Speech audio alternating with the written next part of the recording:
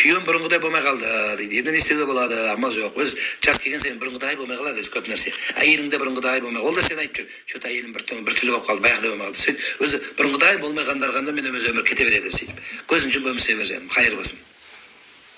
Күйеуім өзгерді, мінез жағына не істесем болады? Болады, күзге қарай күз келе жатыр, кішкене сондай мужской климакс деген болады. Еркектердің мазасы кетеді, ауырады, кішкене бір нәрселерді көреді, жақсы Инстаграмда қыздарды көреді, бүйтіп үлкейтіп көреді, соң ауырып қалады, сөйтіп сондай болады. Мен бермей ақ қой сенде.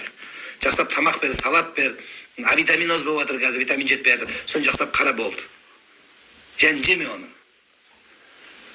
Жылай берем, не істеуге болады? Окулистке барып көріну керек, көзің ашып жатқан шығар, докторға көрін жаным. Бала көтере алмай жүрмін, астағфирулла дейсің. Әнбия сүресін 89 аятын көп жатты. Ата-ананың дұғасын ал, зәмзәм суын көп іш дейді. Тамақ істеп жатып дейді, 2 пышақ сындырып алдым, не болады, ойымнан шықпайды дейді. Спортсмен екенсің, пышақ сындырғыш. Может, егеншек сияқтысың ғой, басып тұрып, на излом басып бергенсің ғой, былай, шетіне қарай.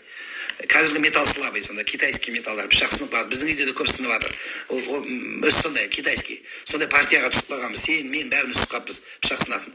Енді жаман біреу өлетін болды деп қойма. Ешкімге ешқандай проблема жоқ. Пышақ сында просто китайский пышақ. Қазір качествосы төмен. Ақыл тоқтату деген қалай түсінесіз? Ақыл тоқтату деген сөз Алланы тану деген сөз. Жауапкершілікті білу деген сөз.